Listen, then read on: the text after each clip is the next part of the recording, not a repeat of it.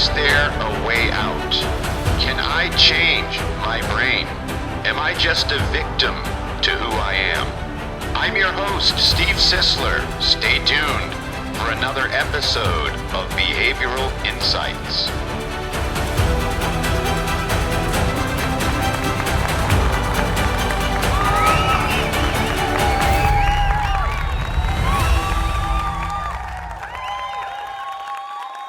Coming up next, emotional compatibility on Behavioral Insights.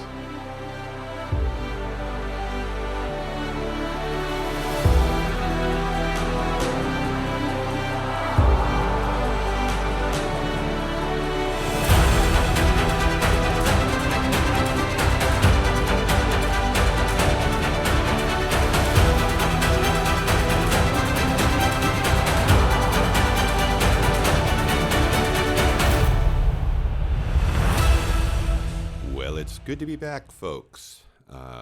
Took a little time off, as you well know. Those of you who may have been waiting for the next podcast, like I said before, this is not my living. This is more or less a hobby where I share behavioral insights with my audience.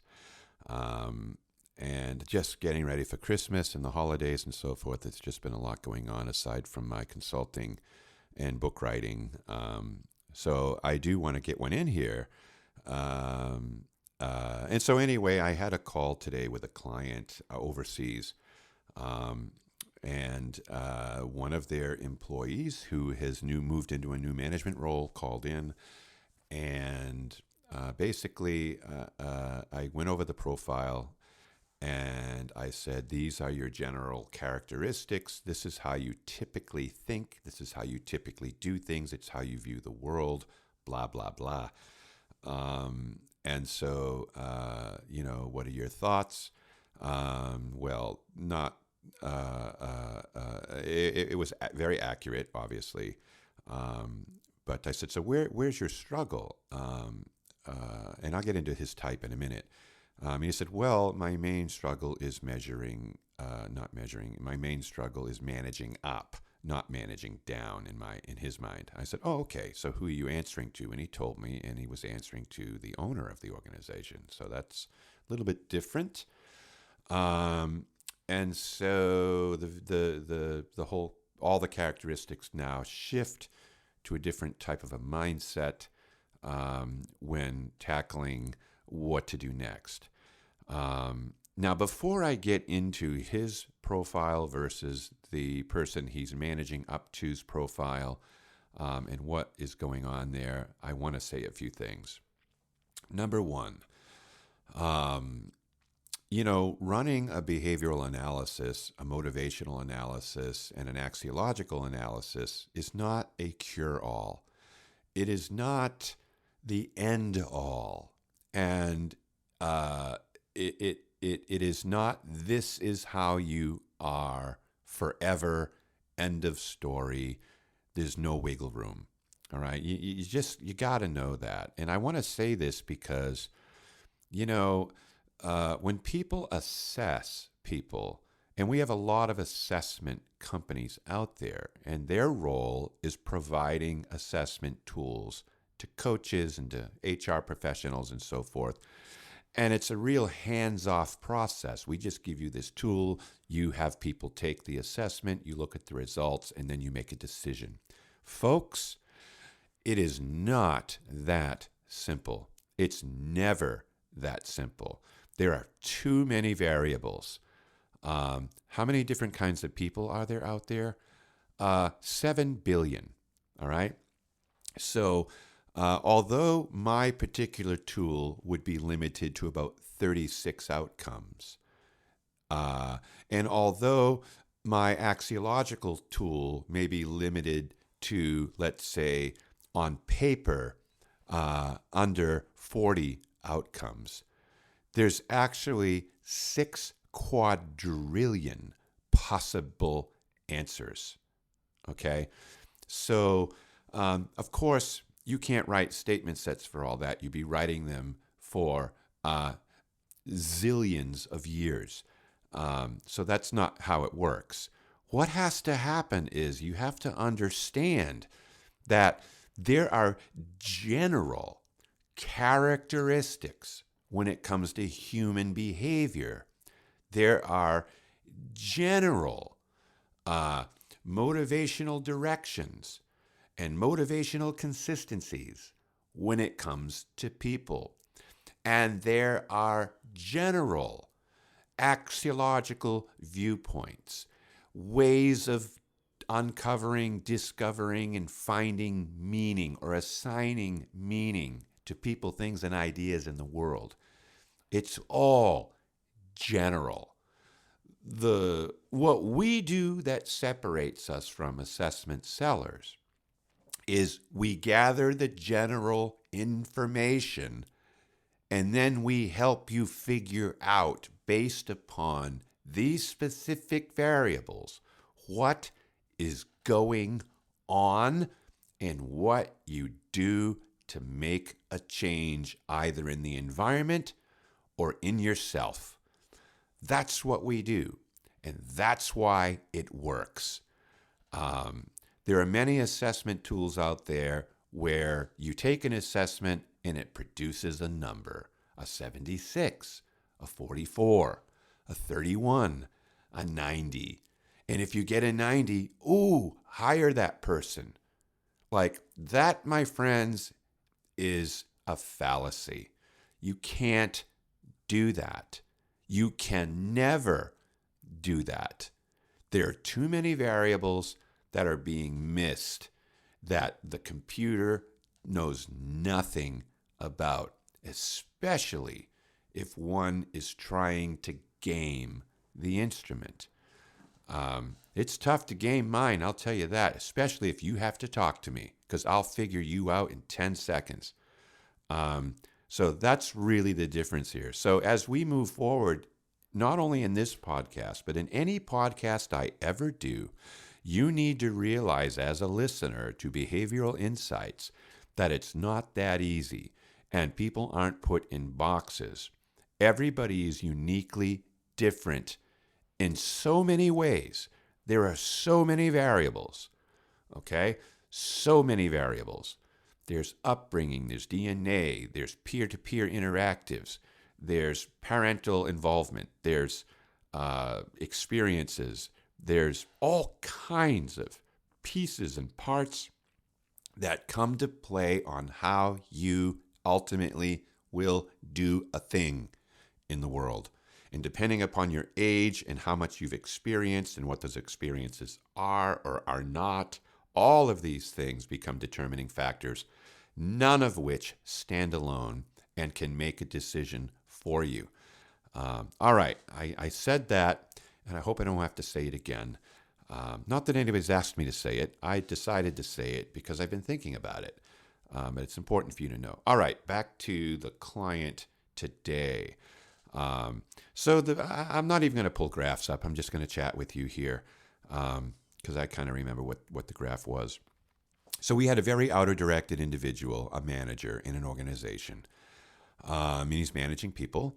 And part of managing people is those people feeling good about coming to work every day and answering to you. That's the biggest piece.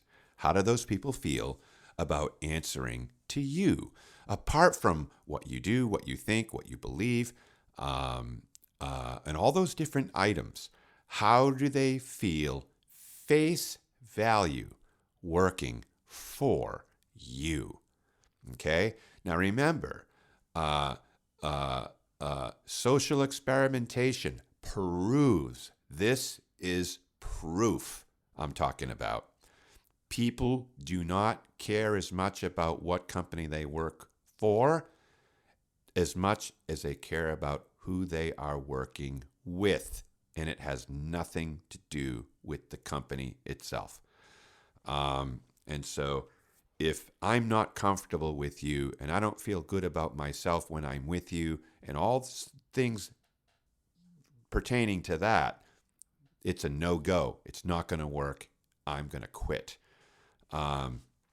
Ultimately, or complain or something, but I'm not going to keep doing it. Nobody will. All right. So certain things need to feel good in the brain before we even start talking about what you do for work. So I'm saying that to show you how many variables exist. So the person I talked with today, he has anger, 70 anger out of 100. So that means it's 30. It's 20 points in play, which means he's relying on the anger emotion when it comes to how he does things in the world. So he's results oriented. Number two, he had high fear. How high? Not very high, but it is in play. So he was about a 52. So 2 points in play, which means the ball is in play. Well, you might say, well, it's only 2 points. It doesn't matter. It's crossed the energy line. So he's relying on the fear energies for decision making. When he gets to work, what happens? He's 80 fear, 45 anger. There's a shift. It goes into the opposite spectrum. And so anger drops down, fear rises. And what does that mean? It's more important that I do this right than it is that it gets done at all. So we see there's a shift in focus. So he approaches things in work like he's dismantling a bomb. What is the bomb? It's the person he's answering to. That's why the call was made. That's the problem. My problem is in managing up, not down. So he becomes more fear-oriented or more perfectionist when working with this person who's his manager. So what did I do? Well, I'll tell you exactly what I did. I looked for his structured thinking score in his axiological framework. And what did that tell me? It told me that his clarity level, his level of perception and understanding about how things ought to be, wasn't super clear. It was clear, but it wasn't super clear. Well, what was super about the score at all? I'll tell you what was super. What was super was his attention level. He had excessive attention with nominal clarity. Now, I don't expect you to know what that means, so I'm going to tell you what it means. It means that he believes his way is right, regardless of the circumstances. So this is a true perfectionist. It's a thinker. Okay?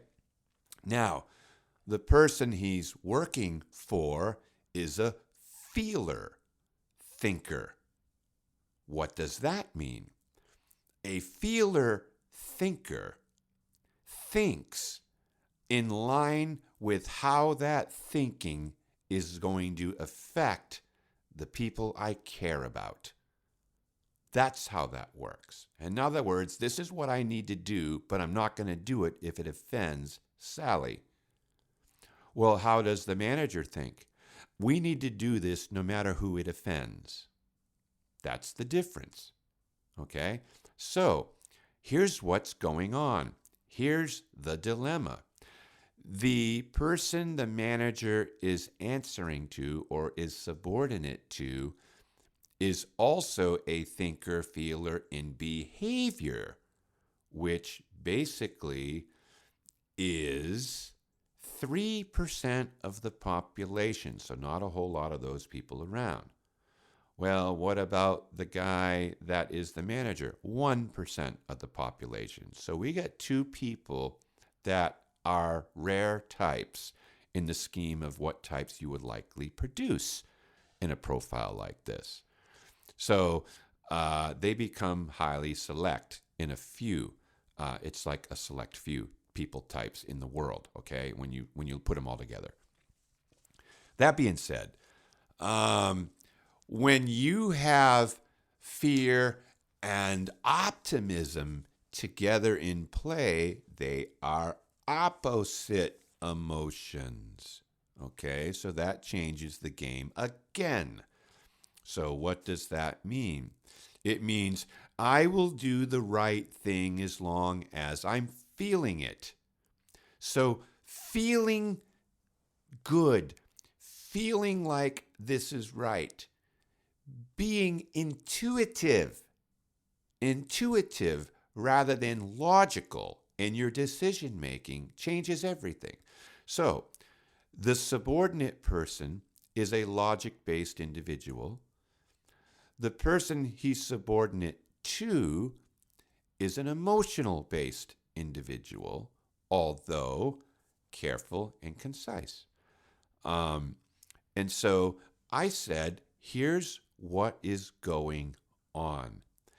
You have a high power orientation because your power element is high.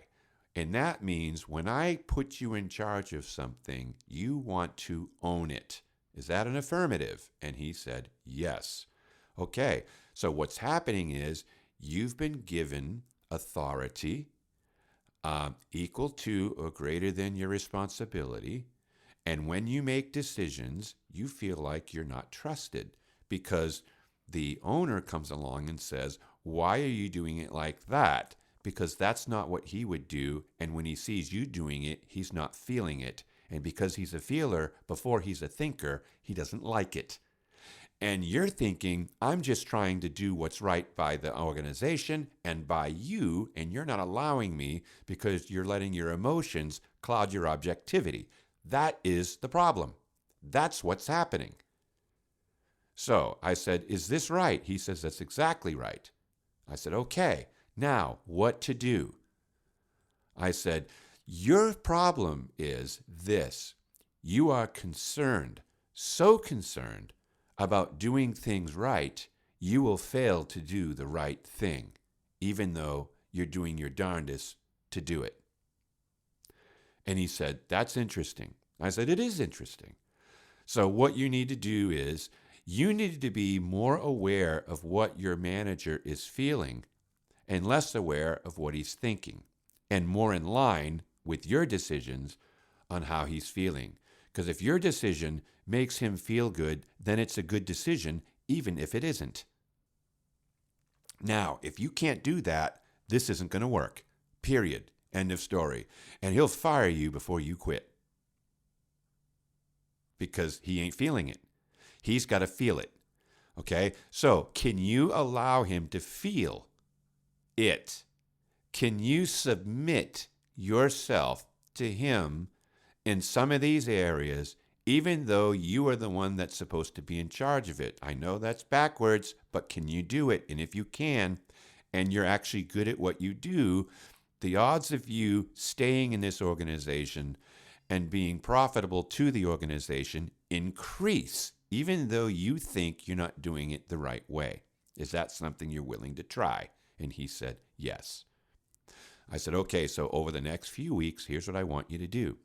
As you negotiate and work with this leader, your boss, I want you to sense what he's feeling. And if he makes a suggestion for you that is out of sync with what you think is actually the right way to do it, but you sense that he feels it is, do what he says. If you do this, not every single time, but enough of the time over the course of 12 months, he will leave you alone after a year. Then he will trust you. He will now feel you rather than it. And then it changes. Are you willing to try that? And he said, yes. So that is what he is going to do. Now, what might happen? Well, I might have saved him his job. Number one, that's an important one. If he's willing to do this and he's okay to change and to accept other people's ideas rather than only his own, he can learn and grow. If those ideas are wrong, it's going to be apparent that they are wrong, and we're going to know whose ideas they were. So that's fine. This is how we learn and grow, folks. This is how we change. This is how we stretch. This is how we work with other human beings. It's not just you against the world. It's you in the world connected to other people, and there's nothing you can do about it if you want to have a job, earn a living, and have a family and children. You are now connected, to everyone. And how you negotiate those connections is really important. And so, anyway, this is short because I think I've said my piece. And so, yeah. All right. I don't know. I've got nothing in front of me. I'm just sitting here, so my mind's a little foggy. It's wandering. I'm looking out the window. I had a text message just come in, as you heard. Blah, blah, blah. So I'm going to not waste your time. I'm going to leave you with that. And I have gotten some messages from people about certain things they want me to talk about in the future. So I'm going to honor those. So hold on, and I'll try to get some more in this week. This is my slower season because it's right up on some of the most important holidays. And so people start, scaling back a little bit. So this will be good for podcasting for me because I'll have a little bit more time, although I'm trying to finish a book. But we'll get it fit in. Anyway, I appreciate you listening. I appreciate your patience and all that jazz. So have yourself a great week. I'm going to try to produce a few more for this week, so don't hold me to it, but I really think I'm going to come through for you. Other than that, have an awesome day. And until next time, you have been listening to me, Steve Sisler, and this is Behavioral Insights.